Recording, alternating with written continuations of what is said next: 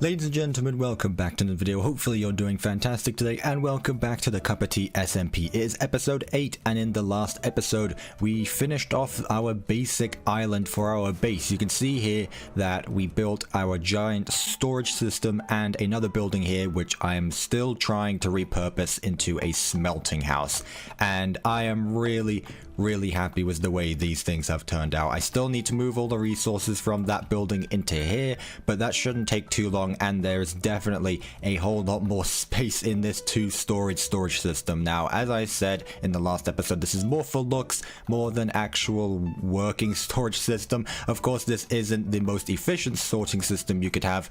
For example, if I just lined a bunch of double chests up against the wall, I could probably fit a whole lot more items in here, but I wanted it to be more for looks more than anything else. So I am really happy with the way this storage house has turned out, and it's making this island look a whole lot more completed now that we have this island fully done. The next thing that we need to do is find some buildings to build around about here. So I'm thinking just a few houses, maybe right here, just 2 at most. I don't think we can squeeze in any more, but I definitely have some plans for this area right here in the near future. Now, as per usual, I did do some more working on the base while off camera, and you can see here I finally connected the 2 islands. You know, at the start of the series, there was nothing connecting these 2 islands. There was just this river right here splitting the 2, and then we built this bridge that connected the 2, and I wanted to make it seem that there's more natural landscaping going on that's connecting the 2 islands. So I decided to add in this little cliff face right here on both sides, and I think it makes this place look so much better. You can see it even connects to the pen we have over here for our farm. So this place is coming together very well, and I think I am going to continue doing little stuff like this in between episodes. Now, you may have noticed here there actually is a little cave entrance, and that is because I plan later on to build a little cave, or little cave, it's probably going to be a pretty big cave, underneath this island here. So we're going to have a whole bunch of other decorative stuff down there. Again, it's not going to have much purpose, it's just going to be for looks, but I'm really excited to start digging this place out and turning this place into a massive underground cave. But moving away from future projects, we're going to focus on current projects, and to start this episode off, I'm actually going to go check my store because I haven't actually been there in a while, and I recently restocked it all, so I want to see how many resources we've actually sold. So beforehand, no, I haven't sold any quartz. No, nothing like that. I'm going to take all the quartz. If no one takes it, I'm going to take all the quartz for myself because it's very useful. Huh. What is this? I'm not entirely sure what this is, but my netherite is gone. This chest was almost completely filled up to the brim with netherite scraps, and whoever's taken it has replaced it with these banners. Hang on, is that the same banner? What is going on here? That is definitely the same banner. Is this anywhere else? Yes, it is. Okay, there's one over there. There's one in front of the shopping island lore wall, and it seems that someone has actually griefed this. Huh. Okay, this could be a problem. I'm not seeing any of the Tea Prosperity banners in front of any shops. Let's go ahead and check this crafting table actually. Let's see if there's one in front of this store. No, the Tea Prosperity banner is on this store. Okay, so what is this other one? I'm not entirely sure what this is, but I have a feeling this is something to do with the stolen netherite. So maybe the people who stole the netherite are the same people who placed these banners down and are the same people who own these shops. So Squash and Aristic. And what about this one over here? This one hasn't taken a side. I don't think there's anything here. No, okay, I'm not sure then. Okay, this is a problem. We can't really have this. Whoever's done this, I'm guessing it is Andaristic and Squash. Maybe more, hopefully not.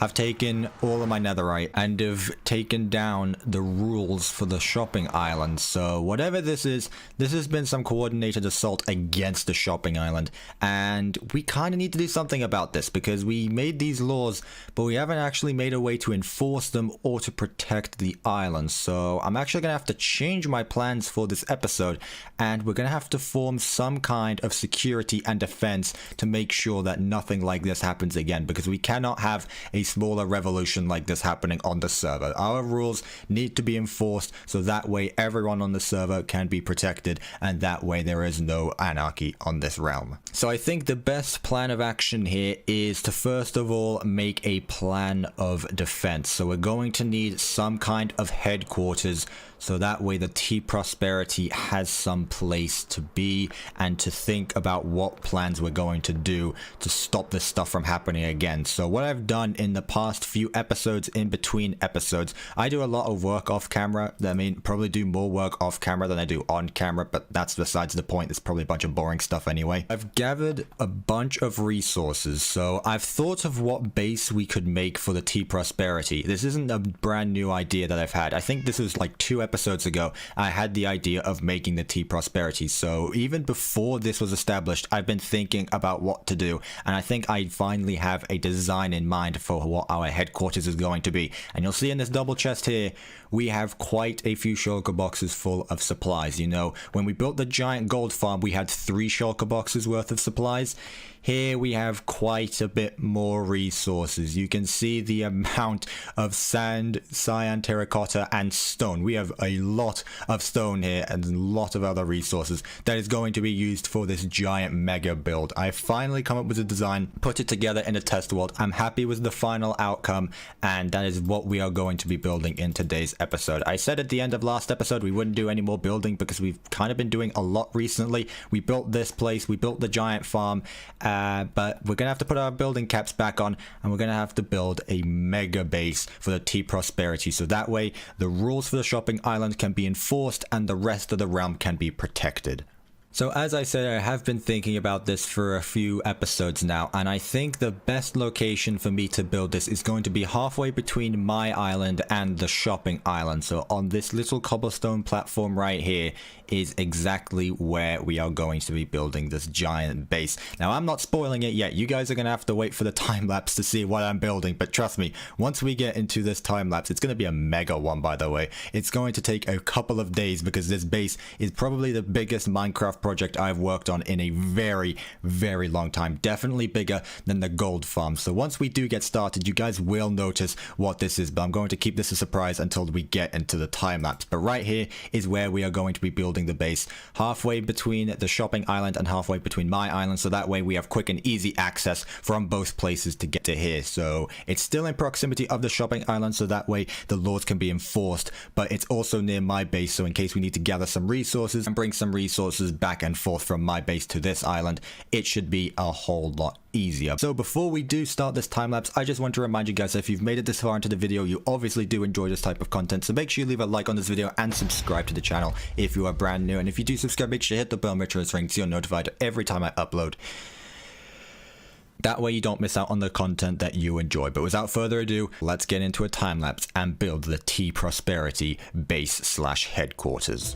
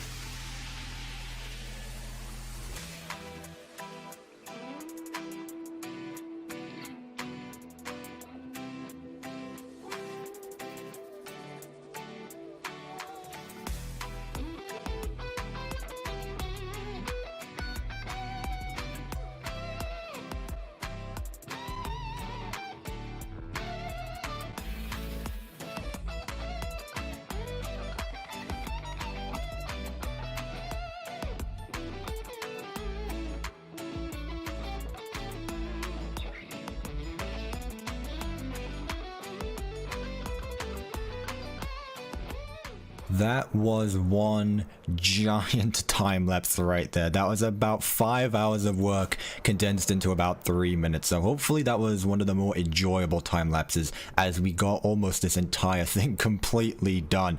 Now, you can see here, it does just look like a giant stone blob, but that's because I am not finished working on this. What I wanted to do first was actually just make the entire structure itself, and now what we're going to move on to next is doing some more detailing to it. You can see we need to add in the cannons, we need to add in the shield generators, and the tractor beam up there. We're going to be doing a whole lot more than just this, but you can see this thing is bigger than my entire island. You know, in the last episode we finished making my base, and you know, this is kind of making me jealous of my base down there, because this thing could probably fit 3 times my base in here.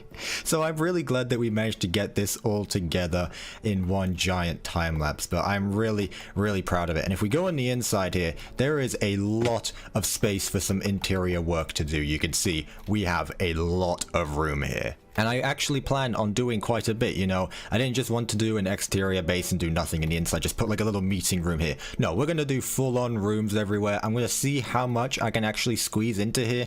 The original plan was to have 2 stories, but I think it's just going to be 1 main story, and then we'll have a second story up there in the giant brick building, like I just call it. It just looks like a giant brick from outside. So we're going to have our meeting room up there. The entrance, of course, will be around about here with the hangar bay. We're not just going to have to break in and out of this place. There will be the actual hangar bay, but apart from that, this place is basically done minus all of the details parts that we'll move on to next. Now, what's good about finishing the framework itself is that we can actually see all the leftover materials that we have, and I'd say we were a bit over prepared for the amount of stone we would need. We still have exactly 2 shulker boxes full of stone, and I think that is all of the resources I have left. So yeah, we definitely have enough stone for the next good while. All of these resources are going to be used for the interior work.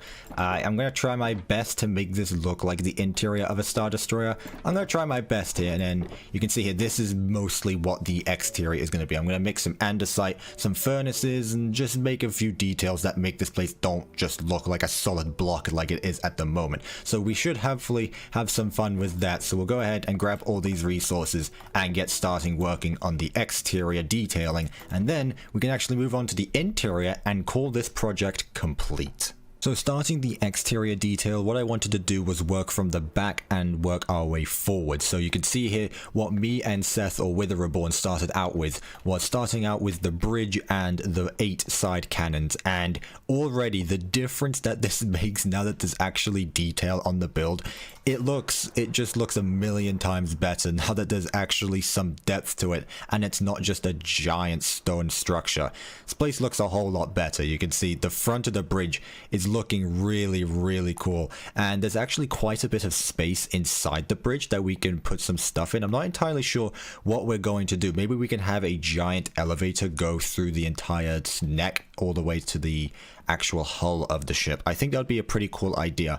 Not entirely sure what to do up here. Maybe we can just have like an armory, or maybe just the living quarters, and then down here we can actually have the armory itself. So up here we can set our spawn and everything like that, because there is still quite a bit of space.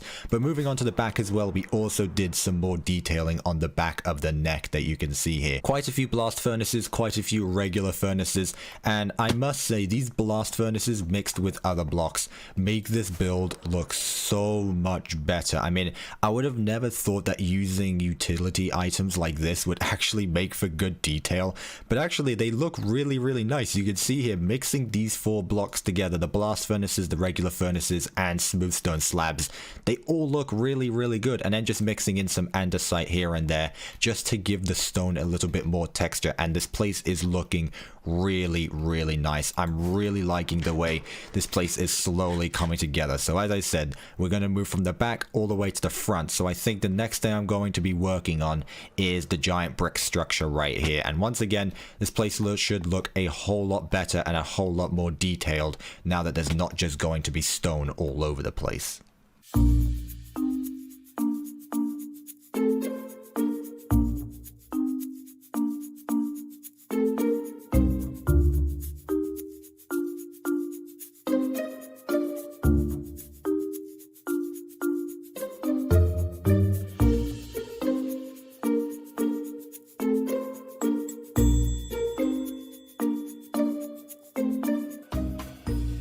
there we go, just some small little clips added together of me adding in some small detail to the brick here. I don't know what it's called, I'm just going to keep on calling it the brick, but you can see just small little details, adding in some andesite, some polished andesite. I'm going to be adding in these iron bars with some black stained glass out back, and then putting some light sources behind it, because if it wasn't for those light sources, this place would look really dark. So we need to somehow find a way to make this place light up at night so no mobs spawn. But apart from that, this place is looking really nice, and I'm loving the way that it's coming together. So the next thing that I will end up doing is I'm actually going to do another time lapse. It's going to be a lot shorter though this time. I need to go restock some materials because I am completely out. So I'm going to need to restock on that, get a bit more andesite, and then we will be able to completely finish the top half of the base. I don't know if I'll move on to the bottom part, and if I do, I'll probably do that off camera because this place is going to be a very big pain to decorate. Maybe we can do something like what Grand Admiral Thrawn has and have some kind of detailing on the underside here. That could be a really fun idea. But moving away from that, next thing that we're going to do is we're going to get into another time lapse and finish detailing off the top part of the destroyer.